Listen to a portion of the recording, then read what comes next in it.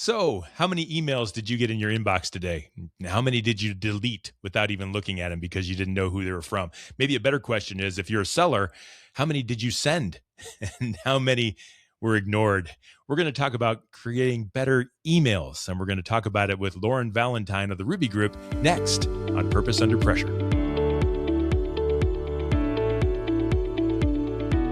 Welcome back. My name's Brian, and this is Purpose Under Pressure. It's a podcast about developing sales and leadership success on purpose and under pressure. It's brought to you by the professional sales and leadership training team at Sandler by the Ruby Group. You'll find them in Akron and Columbus, Ohio, Jacksonville, Florida. They're also in Capital Region, New York. They do their work on purpose, so you and your team can represent that way. No gimmicks, no sales tricks, real sales, real leadership and personal development. You can connect with them online at therubygroup.sandler.com. The Ruby Group, where sales, leadership, and purpose come together. So let's get cooking. Today, I want to talk about emails, the right and the wrong of it, because folks, look, it's hard to get people's attention. No one answers their cell phones anymore, and unless they know who's calling. If you get their name in the contacts, maybe you'll pick it up. But if it's a stranger, you're not answering. If you're a gatekeeper, you're keeping all the salespeople out who knock on the doors. It's hard to get past them unless they know who you are. No one opens their mail anymore. I don't even know if the post office delivers real letters. I think it's a lot of garbage and things that come into your mailbox. And so we do, as sellers, we do have email addresses and direct messaging and sometimes text numbers, and that's a powerful option. It goes direct to who we're trying to reach. But as they say, with great power comes great responsibility. Email is big, and if you use it well, it'll help. If you don't, it'll shut you down. So let's not screw this up, and let's talk about it. Captivating attention with emails and texts. I want to welcome Ruby Group partner and trainer Lauren Valentine to do so. She's my guest today on Purpose Under Pressure. Lauren, welcome to the show. Thanks for having me. I'm really glad you're here because this is important. Listen, I get 15, 20, 25, I don't even count them anymore, emails directly to me every day, and I just delete. I don't even look at them. Some of them get through, but I really don't pay attention to 99% of them. And that's an issue, especially if sellers are trying to use them. Some of these messages might be important, and here I'm just deleting them. What's going on? Why am I doing that? Well, there's a variety of factors going on right now. We're seeing an increase in spam and scams that have come out, especially with the introduction of AI. It's harder than ever to tell what's actually real versus, a scam or something like that. And so, that's certainly part of the factor when salespeople are prospecting is how do you differentiate that you're actually a real person versus AI reaching out. There's also, the business world has changed. People are really maxed out in their day-to-day. They're doing more with less people in a lot of organizations, right? So there are fewer executive assistants or fewer folks who are maybe helping out with some of the administrative. And you have a lot of people in executive level roles who are maxed out in their day-to-day, going from one meeting to the next. And they're really focused on their to-do list for that day. They have less bandwidth to focus on strategic initiatives or future priorities. And yet, sellers need to get in front of them because we want to help, right? We don't just want to sell something. We want to help. We want to provide a solution to a perceived problem. We want to find out if the problem is really there. And so we're trying to reach people. And yet these bad actors are kind of, one bad apple spoils the whole bunch, right? And so what is a seller to do? How can we do it right so that someone will pay attention, open, and dare I say, respond? Yeah, I think it starts with really differentiating the difference between prospecting and selling. I see a lot of salespeople who kind of mix the two up.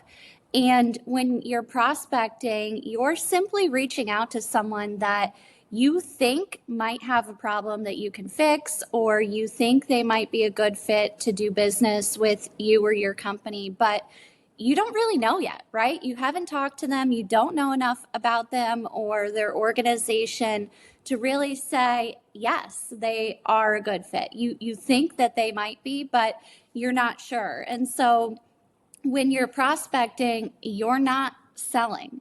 When you're prospecting, you are reaching out essentially to generate interest from a prospect. You want them to lean in and say, yes, I'm interested in having a conversation, or thanks for reaching out to me, but this is not a fit right now. You are not trying to sell them. And I don't know about you, but I get a lot of prospecting emails that are selling me, right? Yeah. And a lot of times the ones that I get, they're not even for the right industry. They're based on industries that I used to work in, and I'm sure I came up in a keyword search based on my LinkedIn profile, but they didn't actually even take the time to look at my LinkedIn profile and see that those keywords were from a previous industry that I've worked in, right? And so it's really, you're generating interest. You're not pitching someone at this stage. Yeah, it's amazing to me the emails that I get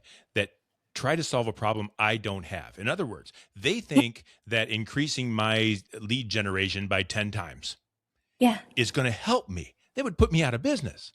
How so immediately I say no. When the email says if I could generate, 30 more leads for you a day, would you? No, I wouldn't. And no, I'm not interested. In other words, I know you haven't looked into me at all. How much time should a seller put into creating a good quality researched email that tries to understand whether there is an issue or not?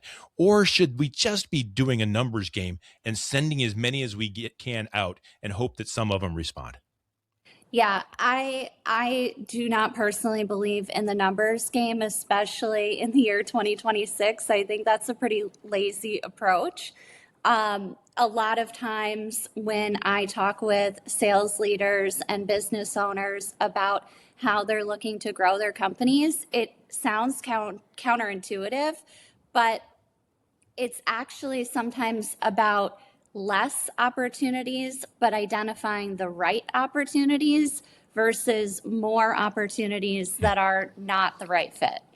And so when you think about prospecting, it is a fine line because you do have some salespeople who will use research as creative avoidance to doing their prospecting, right? And they're researching and researching forever, but you don't want to totally wing it either. This is a really great place where I do think that AI can be a very beneficial tool for sales professionals in helping you do that research. For example, you can have AI look up if you're calling on the IT industry, as an example. You can have AI look up what are the top 3 pain points in that industry right now that are related to what I sell, and how does my company help to solve those issues, right? So it can really help you cut down the time on your research while still having very purposeful research to help you reach out with purpose. Yeah. And can you help a seller in this small time we have now come up with tips on creating a subject line? And I don't know if you're prepared for that. I don't know if that's something I can just always do in a mass way, or if it needs to be specific, because I know if the headline isn't right, I'm not opening it. So what's one or two things I can do to at least attract my audience to want to know what's inside the email? The more you can personalize the subject line and the email itself, the greater likelihood you're actually going to get a response. And it could be something like, I read about your organization in the local business journal last week. Or it could be, I was on your LinkedIn and I saw that we're both connected to Brian. Yeah. Or I was at a networking event and so-and-so mentioned that we should connect, right? So keep it short and direct, but if there's some sort of personalized message that you can put in there, that will help to at least get that email opened and increase your likelihood of a response. I'm going to add this real quick. I know for a fact from my own personal efforts, and this is what Sandler teaches as well, getting a referral to warm up that headline is so important. If you know someone who knows someone, even on LinkedIn, like you mentioned, I noticed that Brian and I are both connected, at least a referral or some kind of a commonality that allows people to say, okay, this guy did at least a little bit of research. So real quickly, that's emails. I imagine it's similar with social media. I'm not trying to sell on social media, but I want to talk really quick about like LinkedIn, direct messaging, and texting. Texting, because you have my phone number. Are you allowed to text me as a business? Talk to me about those things. Yeah, I speak with a lot of sales professionals who are absolutely terrified of reaching out to their prospects via text. I don't ever want to do it. I feel terrible doing it. Yeah.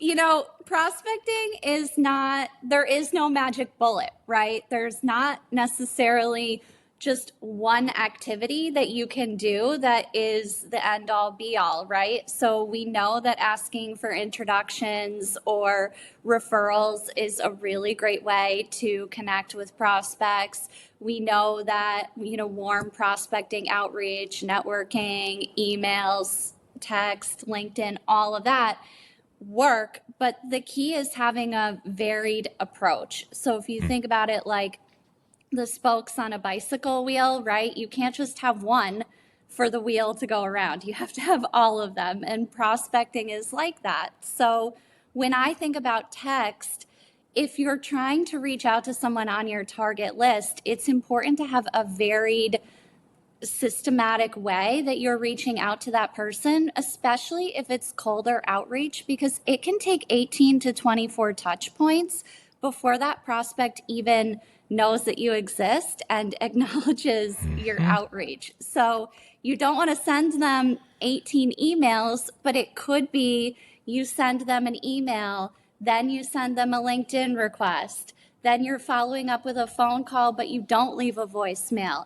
It could be a text. As a general rule of thumb, if someone has their cell phone on their LinkedIn profile, in their email bio, on their business card, anything like that, it's perfectly okay to reach out to them via cell phone. They would not have put that as a form of, public knowledge if they weren't okay receiving phone calls via that method.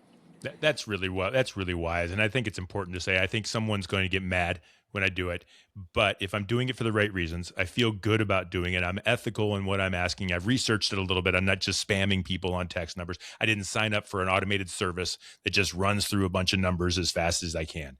If I'm doing things right and on purpose and someone says, stop, okay, that's stop. And I'll talk with someone else. It's not personal. I shouldn't think that everybody feels the same way.